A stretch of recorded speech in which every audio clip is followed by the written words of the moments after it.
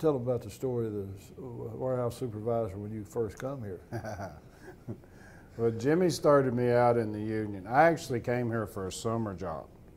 He didn't like what he started out. You know, and I thought Jimmy at that time was plant manager, master distiller, human resources, and the whole bit. And he started me out bottom person on the pole. So I stacked cases, rolled barrels, dumped bottles, painted buildings, mowed grass, and still loved every minute of it. Within 2 weeks, I knew I was home and was going to stay here. But they were a little shy of me because who Jimmy was. And my second week here on a Friday, and the crew leader in the warehouse, he said, "Come with me."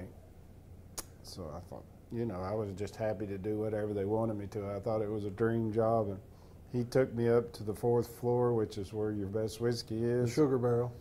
And walks me up to this barrel, and he says, "Have a taste of that." And I mean, I was so green, I didn't have a clue what he was talking about.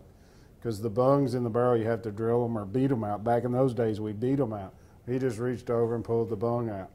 He said, "Get you a taste of that." I was smart enough to bring a cup, though. I wasn't quite that naive. So I got a little taste straight out of the barrel, which was, you know, probably something I wouldn't want my employees to do. But back in those days, it happened quite a bit. And to this day, it's probably still the best tasting whiskey I ever had.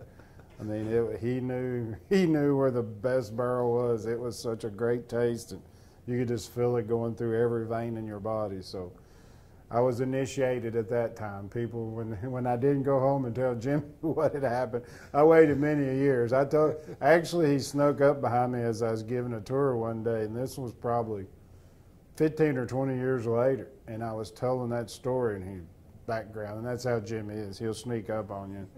"You never told me that before." And I said, "No, I didn't aim to ever tell you that one." But that was something that, you know, things like that you just never forget. And you know, working in the union like that was the best thing that could ever happen to me, because I learned where everything was. I went in the distillery as a relief operator. I knew where every pipe, every valve, and everything was before he finally brought me into the distillery to teach me how to actually make the bourbon. So even though I didn't think it was such a great idea at 21, at 35 or 40, I realized it was probably the best thing he could have done for me.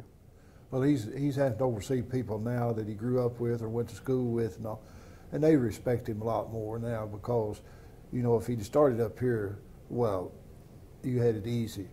But they can't tell him that he's done everything and they know that he's done everything they've had to do, and so they can't say, "Well, you had it easy." He started at the bottom and come up from the bottom up. He didn't think it was right at that time, but he realizes now, I think, why it was and all.